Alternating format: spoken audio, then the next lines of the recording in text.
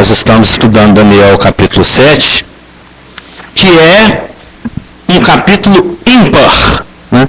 Um capítulo fantástico das Escrituras, porque é um capítulo que fala da profecia, do assunto escatológico, de uma forma bem sintética. Ele engloba todos os principais temas que são desenvolvidos, detalhados em várias outras profecias.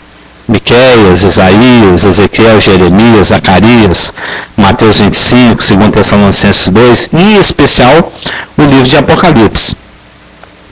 E Daniel capítulo 7, que é paralelo a capítulo 2 de Daniel, sendo que no capítulo 2 fala-se de uma estátua vista e sonhada por um rei pagão chamado Nabucodonosor, e o capítulo 7 é uma visão que é dada diretamente ao profeta intérprete Daniel.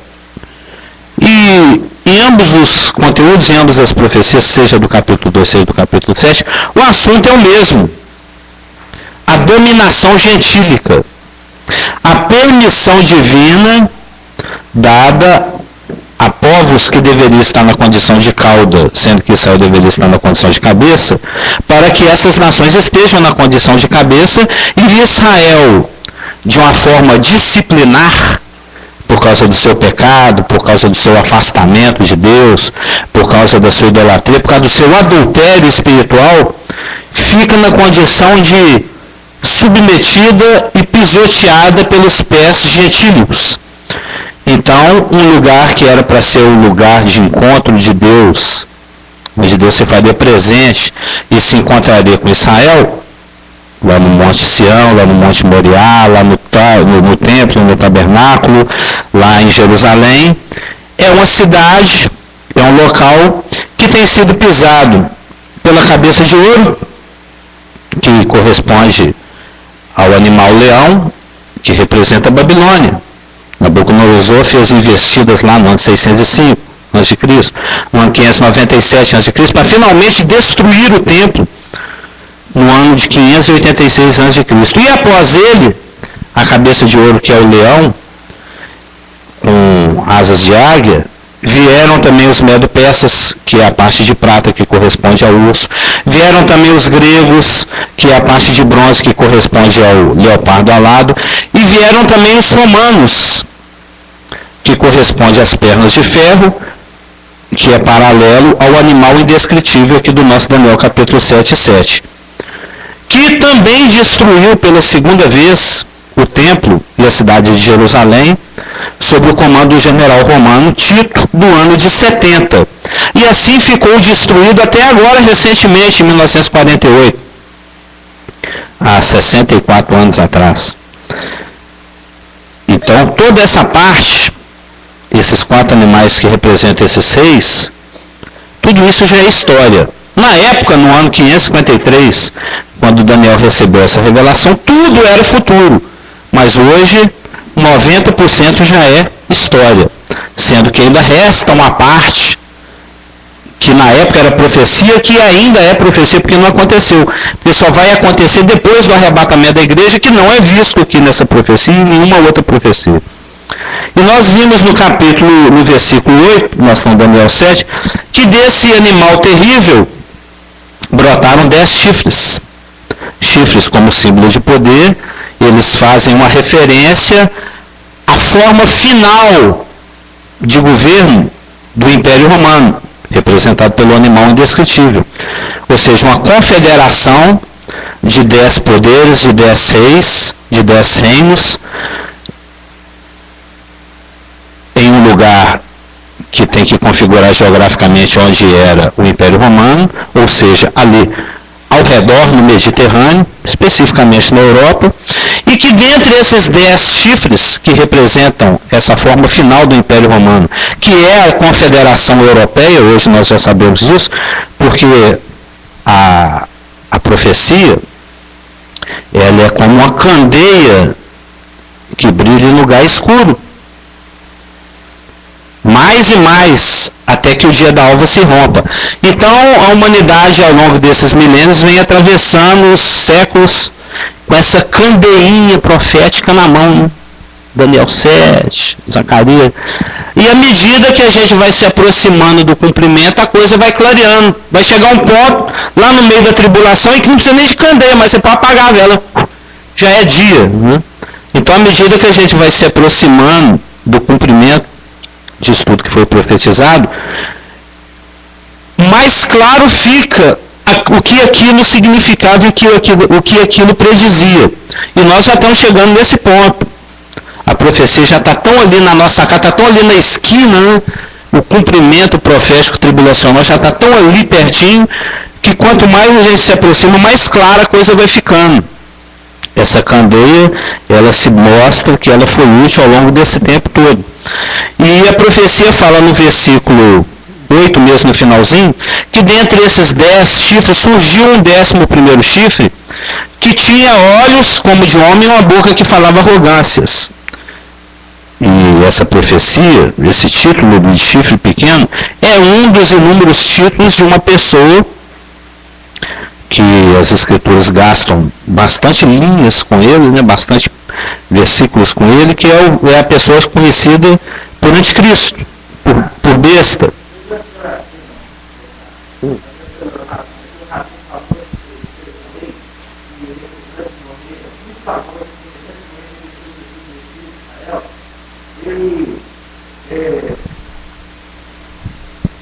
É que se fosse um comentário breve, né? Não, um rabino famoso de Jerusalém, ele morreu pouco tempo atrás, e... É o Nicodemos, não? Não, era bem velho, muito famoso, ele sempre estava com as autoridades e tudo, e antes de morrer ele reconheceu que Jesus foi o Messias de Israel, e estudando Daniel. Amém. Que é um livro que eles não dão muita consideração. Profecias, eu estava vendo no Google sobre ele estava estudando as profecias sobre Daniel e falou, é o Messias de Israel, é Jesus Cristo. Ele escreveu com a mão toda torta, Jesus é o Messias de Israel. Então, é interessante que ele estudando Daniel, ele chegou aos 51 do segundo tempo. Né? Amém. Então nós vamos encontrá-lo lá em cima. Ele foi um Nicodemos, né? É um dos poucos líderes que reconheceu. E esse chifre pequeno, ele tem olhos como de homem e boca que fala com insolência. A gente sabe através de Apocalipse 13, que nós já estudamos, que uma das características principais dessa pessoa, o anticristo, é a arrogância. A arrogância. A pretensão de ser Deus, né? Ele vai estar habitado, ele vai estar totalmente revestido de poder pelo próprio Satanás, de acordo com o que a gente aprendeu em Apocalipse 13. Deu-lhe o dragão seu trono, poder e grande autoridade. E a forma de conduta dele, que por permissão divina, vai ser um homem que vai ter poder sobre as nações, como nenhum outro homem já teve, nem Nabucodonosor, nem Alexandre o Grande, nenhum anterior, nem Napoleão, ninguém, nem Hitler, nem Nero, nem ninguém. É tal que ele vai se considerar Deus e vai exigir adoração como Deus. Sendo que o grande propósito de Satanás, por permissão divina, para a vida desse homem, é alcançar aquele duplo propósito que eu já tenho falado algumas vezes. Negar a divindade de Jesus Cristo e estabelecer a autossuficiência divina do homem, ou seja, buscar a adoração universal de todos os homens a Satanás. Roubar aquela adoração que é devida ao nome de Deus e direcioná-la para a pessoa de Satanás através do seu Messias, do seu Cristo, que é o chifre pequeno, que é a besta. E, principalmente, o maior objetivo operacional de Satanás através desse homem é perseguir os santos. É matar aqueles que creem em Jesus Cristo no período da tribulação. E isso vai acontecer de uma forma como nunca aconteceu. Nem mesmo durante o período da igreja de Esmirna. Em época nenhuma da história, morrer-se-ão tantos crentes, tantas pessoas fiéis a Deus, como vão morrer durante a tribulação. Vão morrer aos milhões. Aos milhões. A palavra fala, lá naquele nosso primeiro parêntese de Apocalipse capítulo 7, que o número de mártires tribulacionais é uma multidão inumerável, que não se pode nem contar, que o João contemplou. Ele falou: esses aí quem são e de onde vieram? Esses aí são aqueles que mantiveram o testemunho e foram mortos na tribulação. Sim, muito provavelmente. Se a palavra fala, isso é um versículo que a gente até canta, para a gente ser firme e constante, sempre abundante na obra do Senhor, sabendo que o nosso trabalho não é vão no Senhor. Se uma pessoa efetivamente não recebe a Jesus Cristo hoje, e não está aqui com a gente, reunido, congregado, participando da ceia, da palavra, da comunhão, a palavra também fala que a palavra de Deus não volta vazia. Ela faz aquilo que ele determinou. Muito provavelmente, muita gente que hoje tem contato com o Evangelho, que escuta a gente pregar, fazer mímica, falar aqui na internet, nos semeadores, nas rádios, nas TVs, eles vão ter uma reserva, um depósito da palavra, que o Espírito Santo pode ativar, pode vir a detonar, né? Igual essas minas de Segunda Guerra Mundial que você acha lá depois da guerra. Acharam recentemente aí, acho que em Londres, né? E fica aí. Vão ficar pregações, muita gente, muita coisa gravada, muita coisa que se ouviu, e a fé vem pelo ouvir, que pode vir a ser detonado a posteriori, após o arrebatamento da igreja, muito provavelmente. Principalmente no mundo ocidental, que é um mundo, que é uma parte do planeta extremamente cristianizado.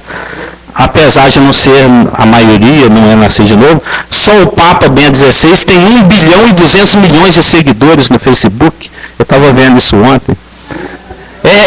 Mostrou ele atualizando a página dele no Facebook. Ele tem 1 bilhão e 200 milhões de seguidores. O Bento XVI, o Papa Católico. É um número de seguidor imbatível, né? 1 bilhão e 200 milhões.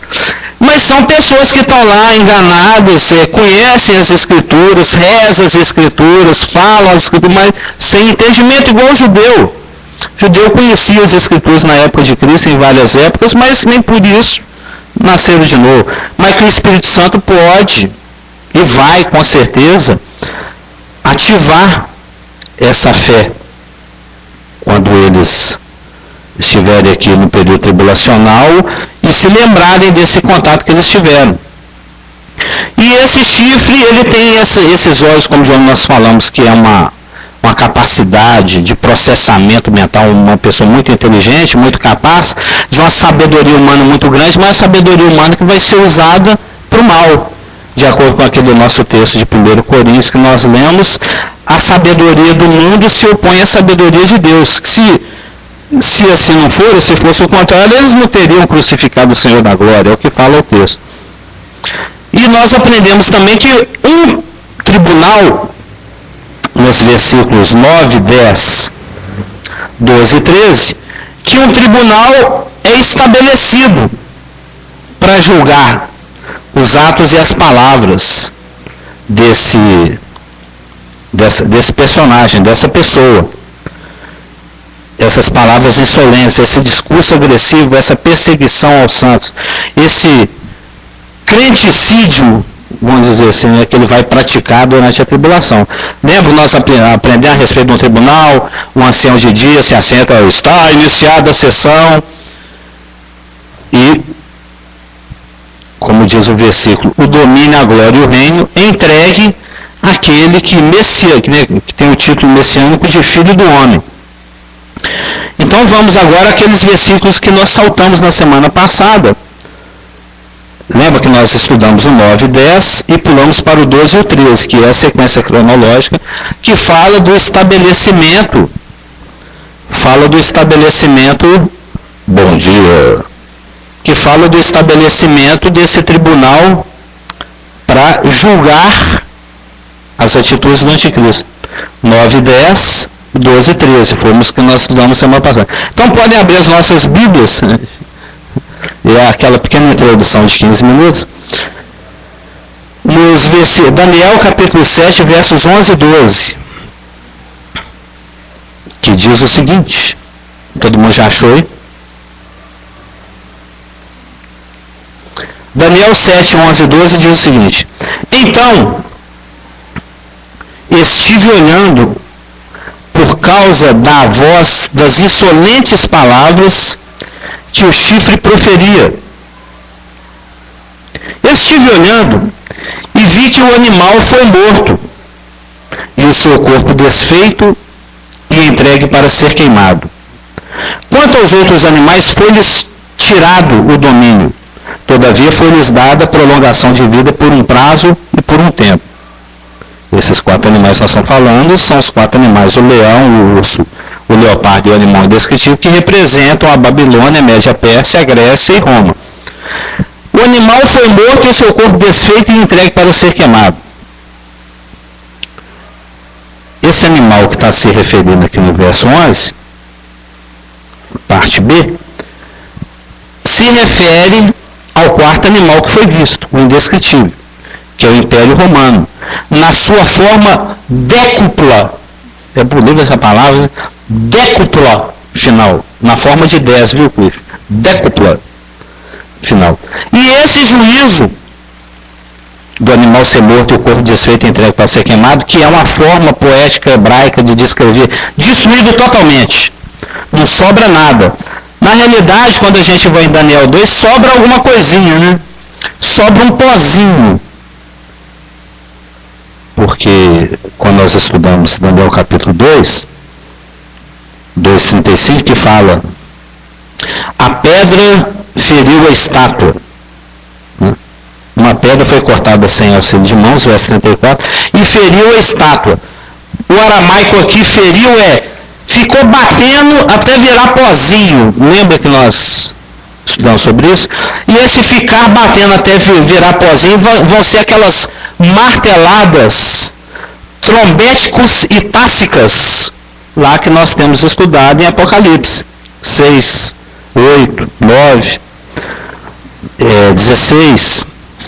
Ou seja, esse espancamento da estátua pela pedra é aquela sequência de juízos paulatinos e sucessivos que nós temos estudado lá em Apocalipse. São os juízes dos selos, os juízes das trombetas, os juízes da taça, que vão se agravando e se intensificando cada vez mais. E quando essa pedra, cortada sem auxílio de mãos, espanca a estátua com golpes repetidos, o que acontece com ela é que ela esmiuça, ela vira um pozinho. E esse pozinho vai ficar esparramado e vai vir, até citei isso para você na quinta-feira passada, e o vento levou. Aí, pela ação do Espírito Santo, num período de 75 dias entre o final da tribulação e a inauguração do milênio, quando o Messias vai lá e corta a fitinha do templo, né? Esse vento fica levando esse pozinho aí. E esse juízo, dessa forma de governo, representada pelo animal indescritível, que é morto e o corpo desfeito e entregue para ser queimado, ele está descrito dessa forma hebraica poética, que nesse versículo 11b, dessa forma. O que se está querendo dizer aqui é que ele vai ser destruído completamente, que não vai sobrar nada. E esse juízo ocorre no final da tribulação e coincide com a segunda vinda de Jesus Cristo, conforme está descrito detalhadamente em Apocalipse 19, e que nós vamos estudar daqui 1 mês e meio, mais ou menos. Lá para o Carnaval nós vamos estar estudando Apocalipse 19, então nós vamos entrar isso em maiores detalhes. Mas que de maneira resumida pode ser vista. Esse aqui é o seu Amâncio. Você já deve ter ouvido lá nas gravações lá, sempre que eu falo Amâncio, que o seu Amâncio está chegando. É gente boníssima. Você já o conhecia? Ah, eu já conhecia a Raquel já te conhecia. E ele não, mas ela chegou a frequentar lá a comunidade antiga e tal. Então você lembra dele?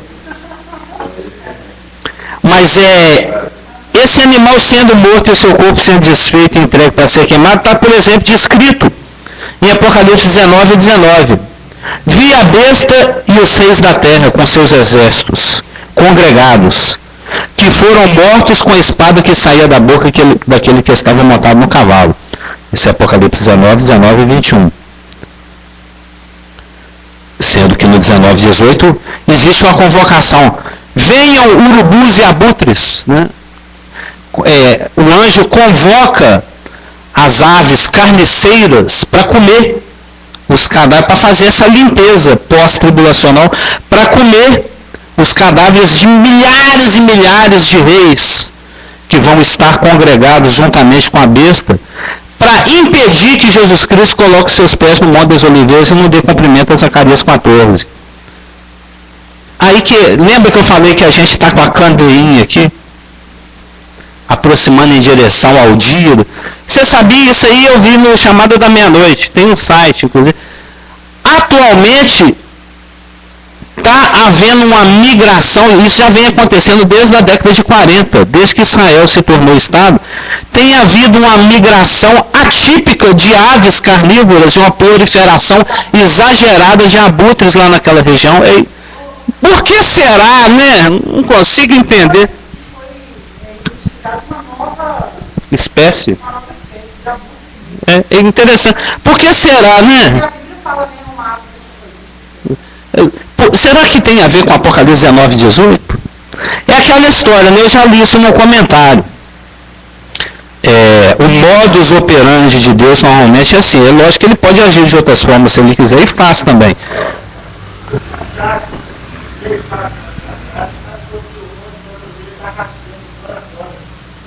É mesmo? Tem que fazer um arrimo lá, pôr uns gabião, né? Satanás tem que mandar pôr uns gabião lá, que senão vai partir mesmo. Zacarias 14. E em Apocalipse 17:4 fala que os 10 chifres são 10 reis, e o cordeiro os vencerá. Aliás, eu não acabei de citar o Apocalipse 19:18, fala: vinde para que comais carnes de grandes, de reis, de cavaleiros, etc. Em Daniel 7:26 fala que o tribunal lhes tira o domínio para o destruir e o consumir até o fim.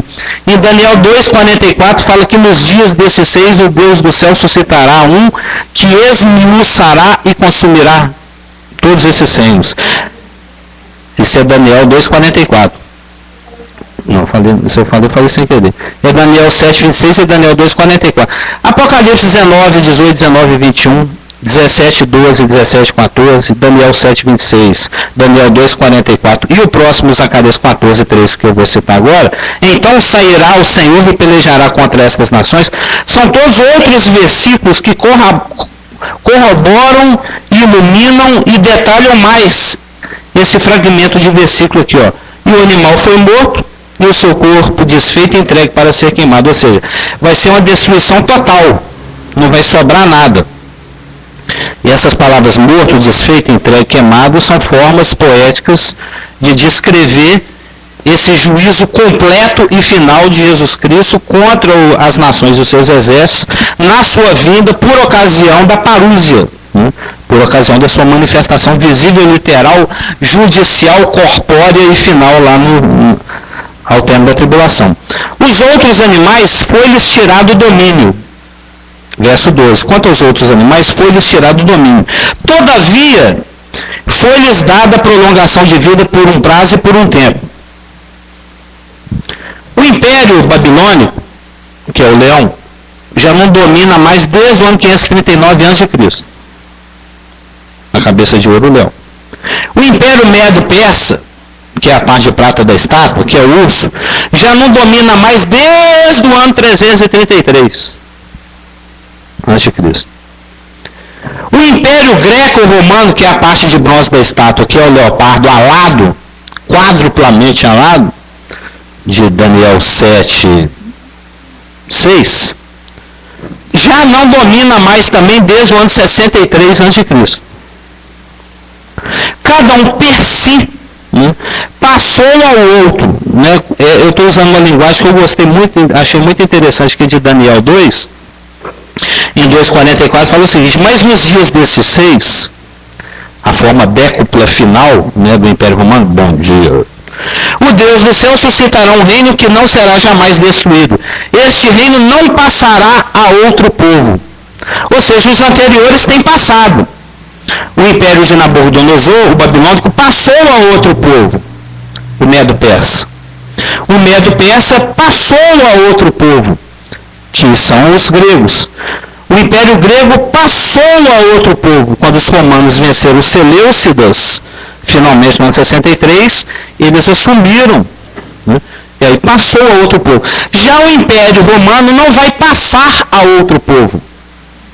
Ele vai ser assumido de forma abrupta, intempestiva e judicial pela pedra cortada sem auxílio de mãos, que é Jesus Cristo na sua segunda vinda.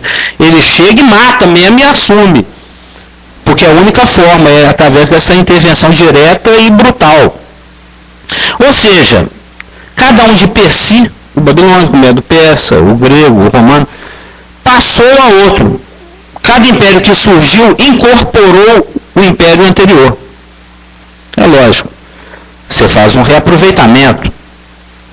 Nós vimos, por exemplo, que os Medo-Persas, quando assumiram o reino que outrora fora babilônico, eles incorporaram todo o corpo administrativo, que era excelente. Daniel era um deles, era um excelente administrador. Por que eu vou mandar matar esse rapaz e pôr o menino no pré-primário para depois fazer o ensino fundamental, para fazer o ensino médio, para daqui 20 anos, depois 25 anos que ele terminar a faculdade, ele ser meu contador? Eu pego um contador experimentado, um ótimo administrador. Então, cada um de per si, não só geograficamente, politicamente, mas administrativamente, culturalmente, roupas, comidas, costumes, tudo isso vai sendo absorvido um pelo outro. Muito do Império Romano, que nós herdamos e vivemos nele hoje, é uma herança greco-romana. É uma herança greco-romana. Pegando carona, você falar que o Império Romano não passará a outro, é interessante quando você estuda a história de Roma. Né, com a primeira queda de Roma em 490, né, quando os francos invadiram Roma, né, eles, para manter o povo unido, eles, de uma maneira ou outra, inventaram aquela ascensão de Maria, em 490. E então, Roma ficou praticamente... Ah, isso está na Bíblia, não? Não. Foi a primeira queda de Roma. E aí, para fazer a unificação de novo de Roma, no ano 800, o Papa coroou Carlos Magno, rei dos francos, o novo imperador de Roma. E aí foi o Sacro Império Romano. Foi unificado novamente o Império Romano. E aí o que aconteceu? Até 1517, quando teve a reforma do Lutero. Exatamente. O Roma dominava, teve nesse tempo Inquisição, teve tudo nesse período negro do cristianismo, pode dizer assim, né? Época de Tiatira. Mas o Roma estava mandando ainda, entre aspas. E né? manda até hoje. E depois, então, aí com a sua... Quem é que tem 1 bilhão e 200 milhões de seguidores no Facebook? Pois, não, mas aí que eu quero chegar. Mas sabia que o Papa tem uma página no Facebook? Mas é aí que eu quero chegar, que aí com a queda do Império Romano, entre aspas, sem o imperador, aí tem o Papa dominando o Estado Vaticano, que em 1890 foi decretado o a infalibilidade papal. Infalibilidade. Então, e ele tomou conta. Então, Roma hoje, que ele tem 1 bilhão e tantos de seguidores no Facebook. Não, quando eu estava prestes a converter em 1980, uma das coisas que me impactou foi o fato de eu ter lido na firma, eu trabalhava num lugar que nem existe, mas chama Carlos Fotógrafo, era office boy lá. E lá eles faziam fotografias, demonstrações, tinha lá da roseira, da praia, da montanha, das coisinhas bonitinhas. E tinha uma do João Paulo II, que na época era Papa, falando assim, se eu errar, me corrijam. Como é que o infalível fala isso?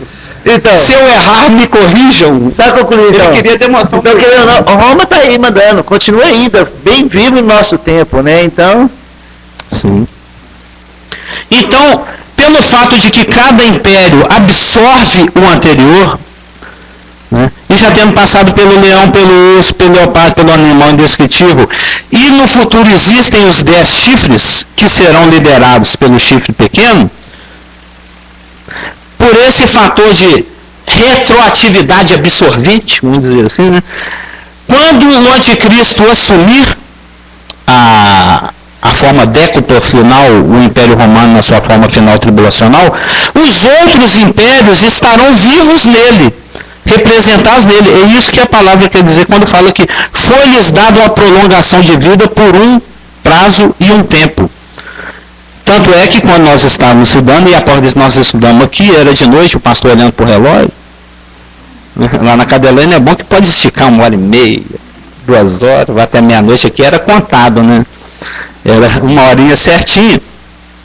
Em Apocalipse 13 fala o seguinte, ó, descrevendo a besta que é o líder europeu, bom dia, o líder europeu dessa forma, dessa configuração final do Império Romano, na forma de 10 reinos unidos, né? Apocalipse 13, 1 e 2 é o seguinte: vi emergir do mar uma besta, que tinha 10 chifres e 7 cabeças, e sobre os chifres 10 diademas, e sobre as cabeças nomes de blasfêmia. A besta que vi,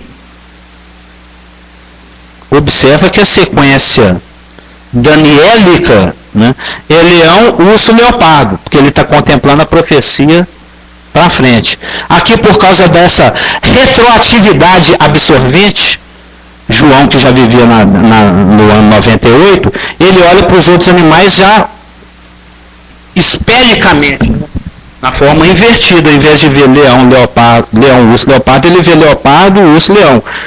A besta que vi era semelhante a leopardo, com os pés como de urso e boca como de leão.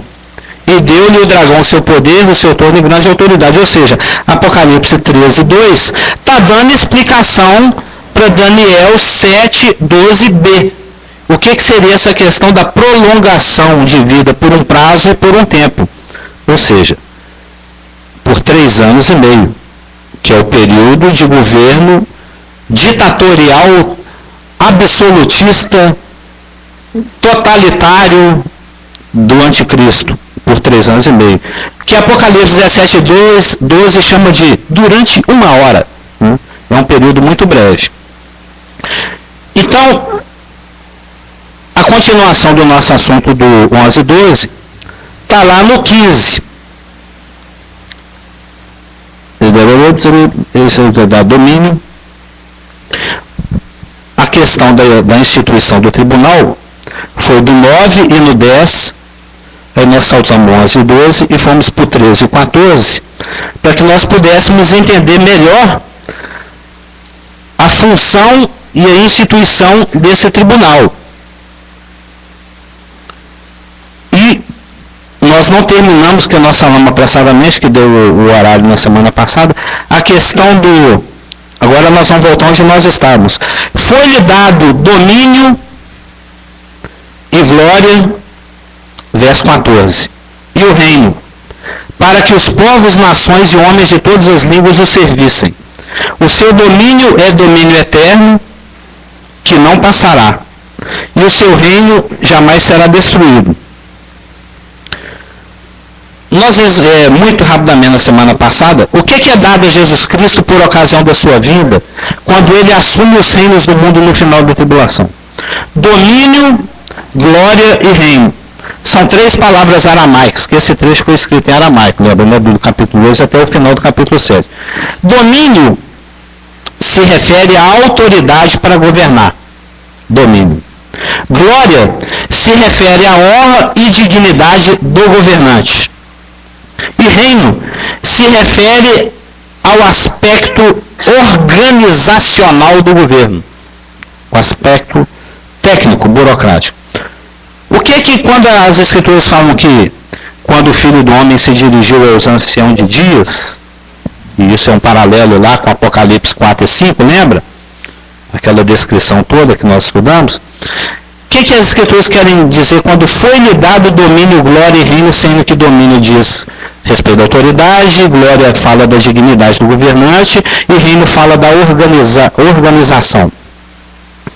Ele tem autoridade, e isso é uma coisa muito helênica, né? Essa coisa advocatícia, forúnica, né? Que ele tem autoridade e dignidade públicas, reconhecidas para organizar, para delegar e para governar. Então, quando as Escrituras falam que foi lhe dado o domínio, glória e honra, o que está dizendo é isso. Ele é o rei mesmo. É algo reconhecido. Ele tem firma reconhecida. Os documentos dele estão preenchidos, assinados, datados e estão dentro dos conformes. Ou seja, o que ele fez lhe outorga, lhe concede o direito de exercer esse domínio. E esse direito ele conquistou, evidentemente, pela sua submissão humilde ao plano de Deus, que passou pela cruz, passou pela ressurreição, aquilo tudo que a gente conhece de cristologia. Para que todos os povos o servissem, o objetivo dele receber essa autoridade para governar, essa dignidade de governante e essa organização para administrar, tem o objetivo que todos os povos o servissem. Para que os povos, nações e homens de todas as línguas o servissem. O reinado messiânico de Jesus Cristo, que nós estamos aprendendo aqui, inclui o fato de que todos os povos lhe sirvam e lhe adorem. E isso não é muito novidade nas Escrituras aqui no ano 553, porque isso já tem sido profetizado há muitos séculos em muitas passagens. Nós vamos ver algumas ou seja, judeus e gentios serão benditos, serão participantes, nenhum incrédulo. No final da tribulação, todos os incrédulos serão mortos pela espada que sai da boca de Jesus Cristo, ou seja, pela palavra, por decretos judiciais vindo da parte a quem foi encomendado e entregue toda a autoridade para julgar, que é Jesus Cristo. Ou seja, no início do milênio, quando Jesus cortar a fitinha do templo, só vai ter crente. Vai ser a primeira e única época na história em que 100% da população mundial é evangélica. Ontem teve aquele evento lá, o Show das Promessas, vocês viram na televisão? Fernandinho cantando lá, blá blá blá, etc. Até a Globo se rendeu, porque são 30 milhões de gastadores de dinheiro, né? 30 milhões não, são 30% da população brasileira. Sendo que a população brasileira está algo em torno de 100 milhões, vamos por 200 milhões, são 60 milhões de consumidores e telespectadores. Então sai para lá espírita, vem para cá crente, né? A Globo adotou os crentes agora. Está promovendo, não é?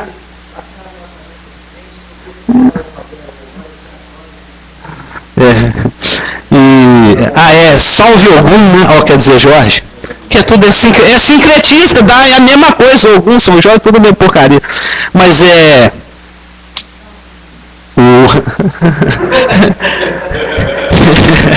agora já foi, né? Mas qualquer dia eu vou tomar processo mesmo, tô nem não. Mas aí quer dizer que lá na inauguração do milênio só vai ter crente. Só vai ter crente. Todos os incrédulos serão mortos e o que nós vamos estudar daqui a pouco, num paralelo com o verso 14 está o verso 27. O reino, o domínio e a majestade dos reinos debaixo de todo o céu serão dados ao povo dos santos do Altíssimo. Se no verso 14 fala que foi entregue a Jesus Cristo, no verso 27 fala que foi dado ao povo dos santos do Altíssimo, isso quer dizer que os santos do Altíssimo, que são os santos de todas as dispensações, passando por Abraão, nós aqui, os tribulacionais, vão assumir esse reino, juntamente com Jesus Cristo, a quem foi dado o domínio, a glória e o reino. E essa característica do reino, de que judeus e gentios participam com Jesus Cristo desse reino, isso não é novidade. Isso já tem sido profetizado ao longo dos séculos em milhares de lugares. Por exemplo, os irmãos agora vão dar uma varrida de Bíblia comigo aqui. Zacarias 14. Vão treinar agora aquilo que o Telmo ensinou, hein, Kel? Jesus, eu lembro lá que vocês aprenderam, decoravam a sequência dos livros com o tio Telmo. Você chegou a passar pela tutoria do tio Telmo, não, né? Ela nem era nascida ainda, talvez, né? É só essa turma mais quase antiga. Mas Zacarias 14, 16 a 19 diz o seguinte, ó, isso já no final da tribulação. Já teve todos aqueles juízos tribulacionais, por isso que a palavra fala dessa forma no 16. Ó. Todos os que restarem de todas as nações que vieram contra Jerusalém, que as nações, de acordo com aquilo nós vamos aprender semana que vem, viu, Isaac? Eu estou ansioso que a gente chegasse nas taças. Semana que vem nós vamos aprender lá na sexta taça. Todas as nações são reunidas por poderosos demônios expelidos pela boca da Trindade satânica para operar sinais e maravilhas e para convocar todos os reis para se reunirem contra Jerusalém, lá no final da tribulação.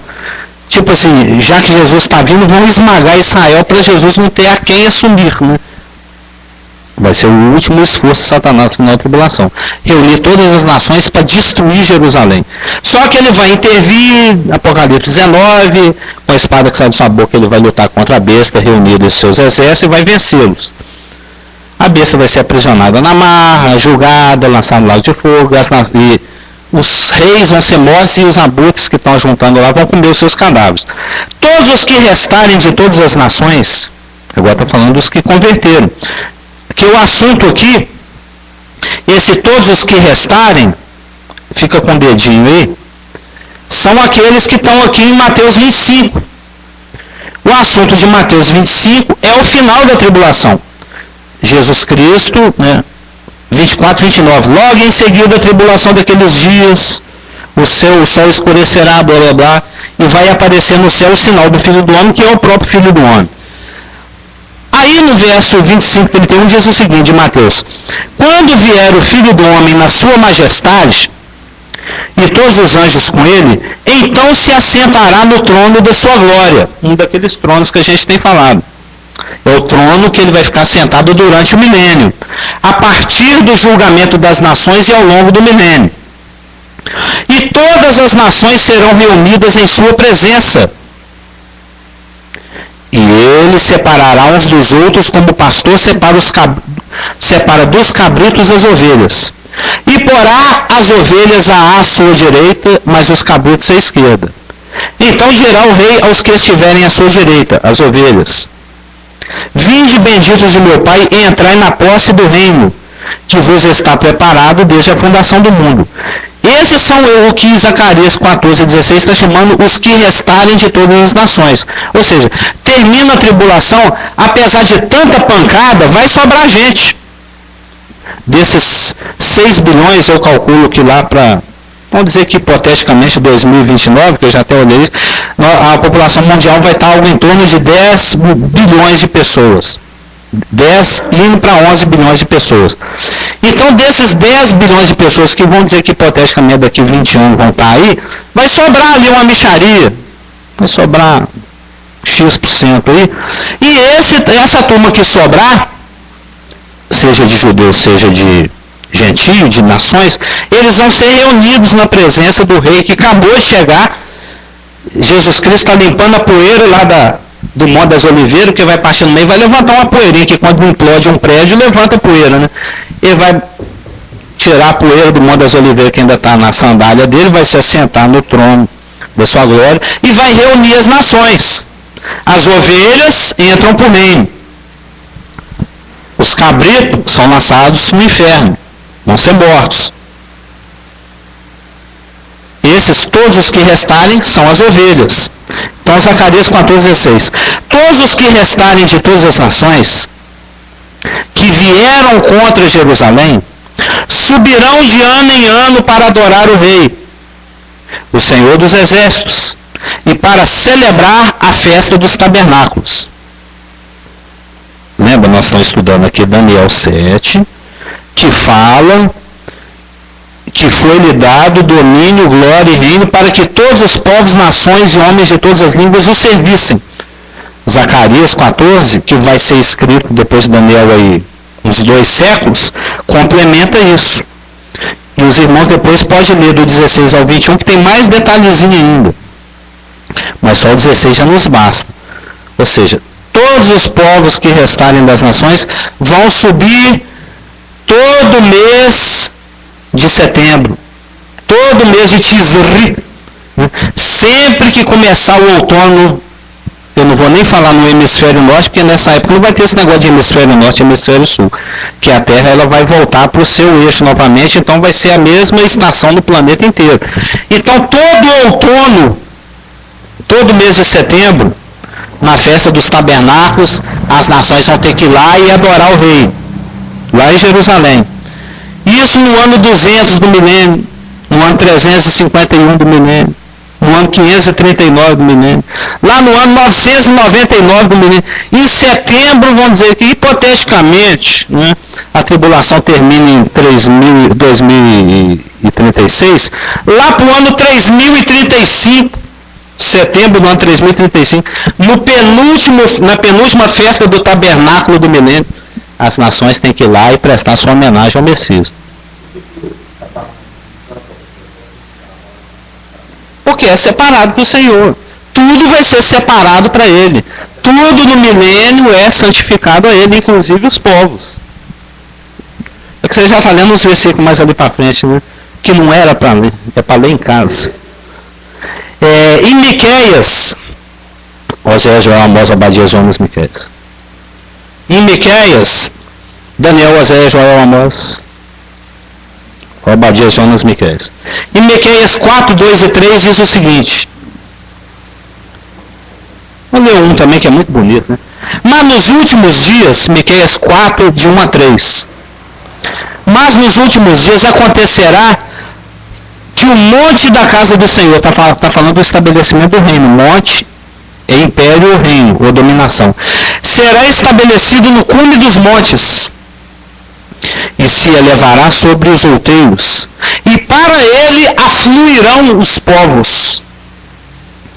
Irão muitas nações e dirão, vinde e subamos ao monte do Senhor e à casa do Deus de Jacó, para que nos ensine os seus caminhos e andemos pelas suas veredas.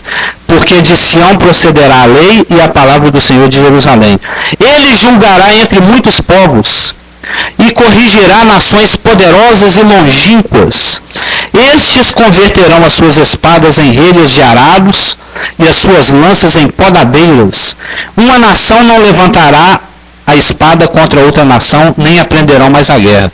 Não sei se os irmãos se sabem, mas esse versículo está colocado lá na entrada do prédio de Nova York das Nações Unidas.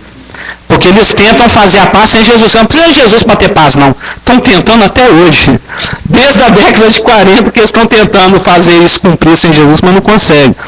É só no final da tribulação, quando Jesus Cristo julgar as nações e selecionar aqueles que vão entrar dentro do milênio com ele, é que esse Miqueias 4, de 1 a 3 vai ter cumprimento. E por falta de tempo, né, esses versículos, todos que eu ia ler aqui, é para mostrar que ao longo dos séculos, várias outras profecias têm sido dadas pelo Senhor nas Escrituras, para demonstrar que judeus e gentios participam com Jesus Cristo do reino milenar, do governo messiânico. Nós lemos Zacarias 14, 16 a 19 e Miqueias 4, 2 e 3. Mas as meninas que podem anotar aí também. Zacarias 8, 20 e 21. Oséias 2, 23. Jeremias 33, 15 e 16. Joel 2, 32. Amós 9, 11 a 15. Naquele dia levantarei o tabernáculo caído da casa de Davi. Esse aí nós estudamos aos montes. 2, 23. Jeremias 33, 15 e 16. Joel 2, 32. Amós 9, celebérrimo de 11 a 15. Isaías 60, 22. Ezequiel 37, de 21 a 28. Isaías 56, 6 e 7. Salmo 2, 8 e 9, manjadérrimo, né? Pede-me e eu te darei as nações por herança, e tu aferirás como o olheiro fere as panelinhas de barro com a vara de ferro.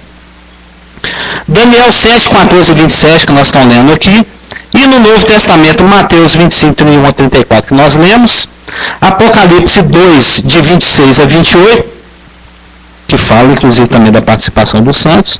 E Apocalipse 5, 9 e 10. Face a exiguidade do nosso tempo, pífio e e minúsculo, nós vamos encerrar.